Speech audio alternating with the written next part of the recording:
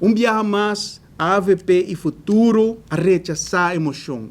Na a vota contra a emoção aqui. Sin embargo, a AVP e Futuro a bem com moção número 2. Aqui não.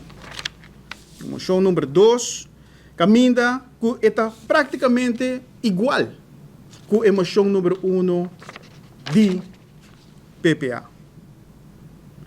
E de emoção número 2 aqui, honorável membro do Parlamento, o senhor Otmar Odiber, como é o único membro de fração de PPA, a vota na favor, a vota pro emoção número 2 aqui. Para que ela vota pro emoção aqui? Para mostrar madurez político que nós temos no país aqui. Para mostrar que uma moção que é bom, aunque é bem foi de coalição, ou é bem de oposição, se é bom para Aruba, nós está sostener essa aqui.